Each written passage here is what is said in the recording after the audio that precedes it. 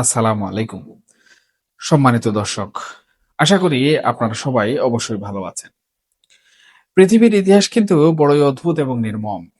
মহাকালের বিশাল ক্যানভাসে ক্ষমতার পালাবদল যখন ঘটে, তখন অহংকার আর প্রতিহিংসার কালো মেঘ অনেক সময় মানুষের বিবেককে পুরোপুরিভাবে ঢেকে দেয়।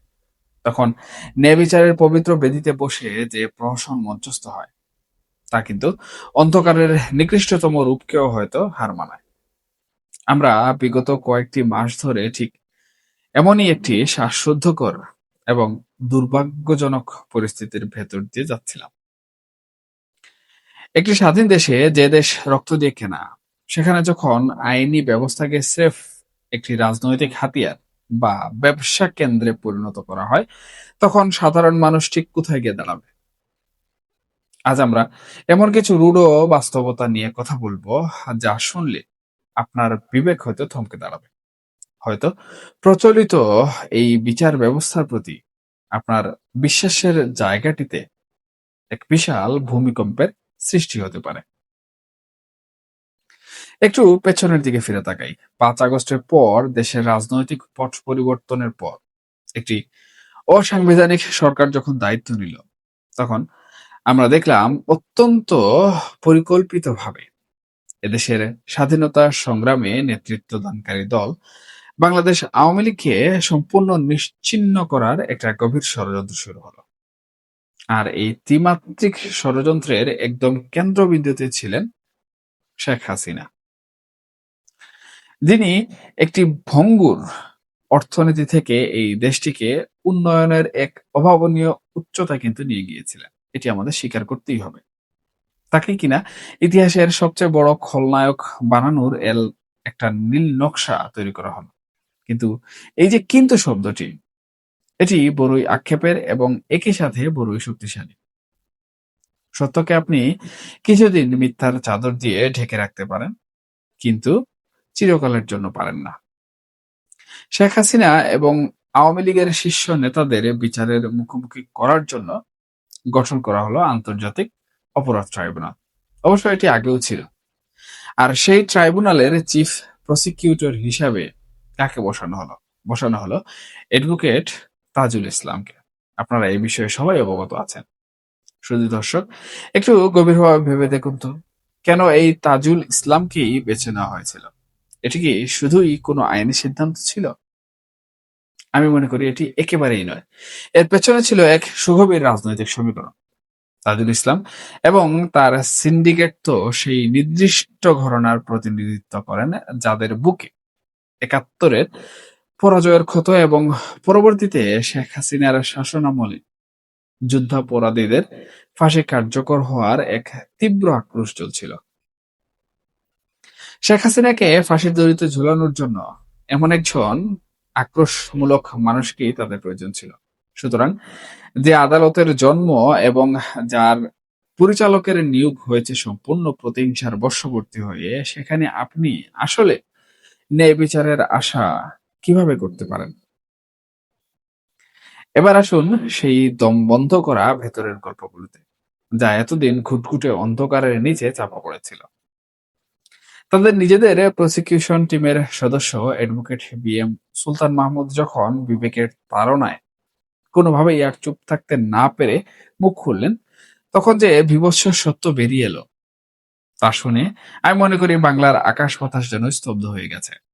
শেখ হাসিনার বিরুদ্ধে বিচারের নামে, ফাঁসির রায় নিশ্চিত করার নামে ভেতরে ভেতরে কি জঘন্য বাণিজ্যের পসরা সাজানো হয়েছিল, তা শুনলে আপনি কেন, আমি নিজেই কিন্তু শিউরে উঠেছি।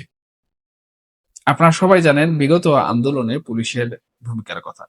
সেই পুলিশের সাবেক মহাপরিদর্শক বা আইজিপি চৌধুরী আব্দুল্লাহ আল মামুন, যাকে কিনা কাঠগড়ায় দাঁড় করিয়ে প্রকৃত সত্য উদ্ঘাটন করার কথা, সেই তাকেই রাতারাতি বানিয়ে দেওয়া হলো রাজসাক্ষী। তার শাস্তিও কমে গেল। আইনের ভাষায় রাজসাক্ষী মানে হলো আমরা জানি, কিন্তু এখানে সমীকরণটা ছিল সম্পূর্ণ ভিন্ন। দেখুন, অভিযোগ উঠেছে এই আইজিপি কে রাজসাক্ষী বানানোর নাটক সাজানো হয়েছিল মূলত ১,০০০ কোটি টাকার এক বিশাল আর্থিক লেনদেনের বিনিময়ে। এখন একবার চোখ বন্ধ করে ভাবুন তো, হাজার কোটি টাকার বিনিময়ে একজন শীর্ষ পুলিশ কর্মকর্তাকে দায় মুক্তি দিয়ে, তার মুখ দিয়ে শেখ হাসিনার বিরুদ্ধে সম্পূর্ণ সাজানো এবং মিথ্যা সাক্ষ্য দেওয়ানোর বন্দোবস্ত করা হয়েছে। এর মূল উদ্দেশ্য কি ছিল? যেভাবেই হোক, শেখ হাসিনাকে এই তথাকথিত মানবতা বিরোধী অপরাধের মাস্টারমাইন্ড হিসাবে প্রতিষ্ঠা করা। এখন কেন এটাকে তথাকথিত বলছি সেটা আমি পরে বলবো।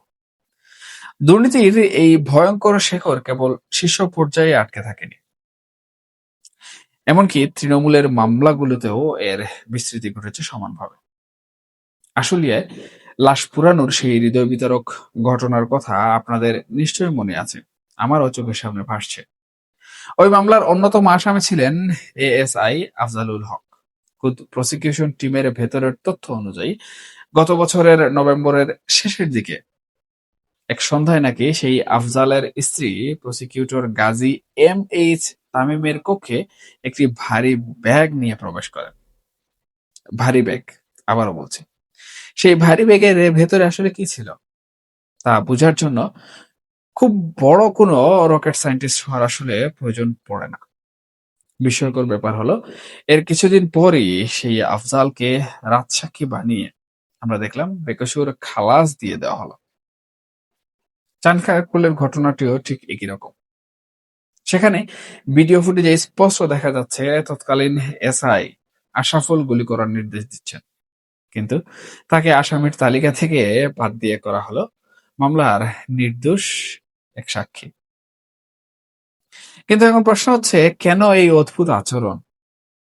কারণ যারা এই সিন্ডিকেটকে টাকার পাহাড় দিয়ে খুশি করতে পেরেছে তারা বুক ফুলিয়ে বেরিয়ে গেছে, আর সেই শূন্যস্থান পূরণের জন্য বলির পাঠা বানানো হয়েছে আওয়ামী লীগের বিভিন্ন স্তরের নেতাকর্মীদের।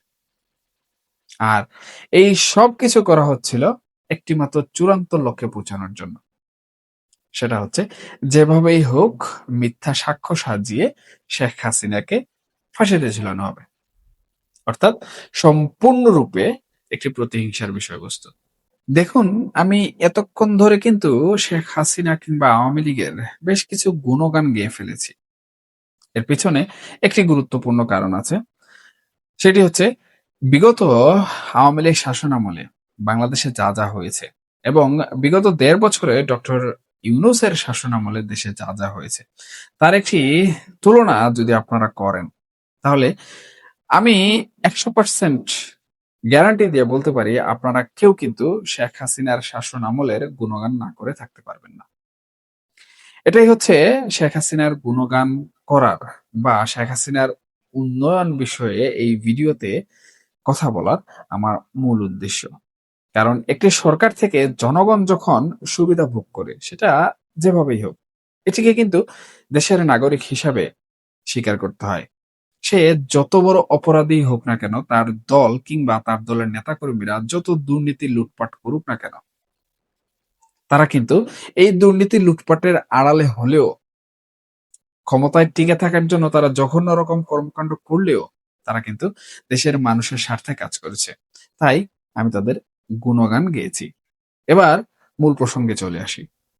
সুপ্রিয় দর্শক, এখন আপনারাই নিজেদের বিবেকের কাছে প্রশ্ন করুন যে ট্রাইব্যুনালে প্রধান প্রসিকিউটর টাকার বিনিময়ে সাক্ষ্য বিক্রি করেন, যিনি হাজার হাজার কোটি টাকা ঘুষ খেয়ে দাগী আসামিদের ছেড়ে দিয়ে তাদের দিয়ে মিথ্যা জবানবন্দি লেখান, সেই প্রসিকিউটরের সাজানো মামলায় এখানে শেখ হাসিনার বিরুদ্ধে দেয়া ফাঁসির রায়ের কি আইনগত বা নৈতিক কোনো কানাকড়ি মূল্য আছে?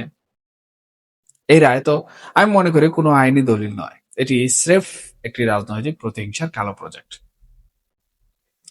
এটি এমন একটি রায় যা লেখা হয়েছে দুর্নীতির কালিতে, আর যার পেছনে কলকাঠি নেড়েছে এদেশের উন্নয়ন ও স্বাধীনতা বিরোধী অপশক্তিরা।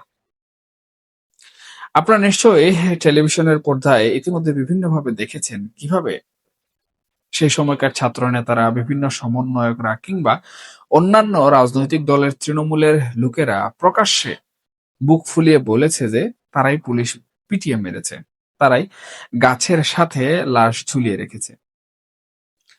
এই ভিডিওগুলো এবং প্রমাণগুলো তো ওপেন সিক্রেট ছিল, কিন্তু তাজুল ইসলামের চোখ সেখানে পড়েনি। তিনি সম্পূর্ণ একপাক্ষিকভাবে কেবল আওয়ামী লীগ এবং শেখ হাসিনাকেই বারবার টার্গেট করেছেন। আজকে কিন্তু ক্ষমতার হাত বদল হয়েছে। অন্তর্বর্তীকালীন সরকারের বিদায়ের পর নতুন রাজনৈতিক মেরুকরণ হচ্ছে বা হয়েছে। শোনা যাচ্ছে ট্রাইব্যুনালের নিয়ন্ত্রণ এখন এক দলের হাত থেকে আরেক দলের হাতে চলে গেছে। আর সেই তাজুল ইসলাম, যিনি কিছুদিন আগেও যাকে তাকে ফাঁসিতে ঝুলানোর ভয় দেখিয়ে কোটি কোটি টাকা হাতিয়ে নিয়েছেন, তিনি নাকি আজকে নিজ কৃতকর্মের ভয়ে দেশ ছেড়ে পালানোর পায়তারাও করছেন। এটাই হলো প্রকৃতির অমুক বিচার। আপনি যখন মিথ্যার উপর দাঁড়িয়ে অন্যায়ের উপর ভর করে কারো জীবন কেড়ে নেয়ার ষড়যন্ত্র করবেন, তখন সেই মিথ্যার পাহাড় কিন্তু একদিন আপনার ঘাড়েই ধপাস করে ভেঙে পড়বে এবং আপনার ঘাড় মটকে যাবে। শেখ হাসিনার মতো একজন নেত্রী, যিনি পিতার হত্যার বিচার চেয়েছেন, যিনি এই জাতিকে একটি আত্মমর্যাদাশীল জাতি হিসেবে বিশ্বের বুকে দাঁড় করিয়েছেন, তাকে এমন একটি ভুঁইফোর দুর্নীতিগ্রস্ত এবং প্রতিহিংসা পরায়ণ ট্রাইব্যুনাল দিয়ে বিচার করার এই যে চেষ্টা, এটা ইতিহাসের পাতায় কিন্তু একটি অন্ধকার অধ্যায় হয়ে থাকবে। শেখ হাসিনার বিরুদ্ধে দেয়া এই রায় আজ শুধু আইনিভাবে বাতিলযোগ্য নয়, বরং এদেশের আপামর জনতার কাছে এটি ঘৃণ্য এক ষড়যন্ত্রের দলিল হিসাবেই কিন্তু প্রকাশিত হয়ে গেছে। যদি এই দুর্নীতি কিংবা তাজুল ইসলাম, যিনি রয়েছেন প্রসিকিউটর, ওনার নামে যে সকল প্রমাণ বর্তমান সময়ে ঘুরে বেড়াচ্ছে, সেগুলো যদি বের না হতো, তাহলে হয়তোবা এই দেশের জনগণ এই রায়কে মেনে নিত এবং এই রায় অনুযায়ী আওয়ামী লীগ এবং শেখ হাসিনাকে তারা ঘৃণার সাথে সারাটা জীবন স্মরণ রাখত। আমি কিন্তু শেখ হাসিনার গুণকীর্তন আবারও করেছি। কেন করেছি এর বিষয়ে কিন্তু ব্যাখ্যা আমি কিছুক্ষণ পূর্বে দিয়েছি। তো এই যে রায় বাতিল, এখন যেহেতু নতুন ব্যক্তি এসেছেন, নতুন সরকার এসেছেন এবং এই রায় নিয়ে, অর্থাৎ রায় হওয়ার পর থেকে কিন্তু আন্তর্জাতিক মহল থেকে কোনো সুখবর আসেনি এই রায় নিয়ে। সব আন্তর্জাতিক মহলে কিন্তু এই রায়ের নিন্দা জানিয়েছে বা তারা এই রায়ের পক্ষে ছিল না।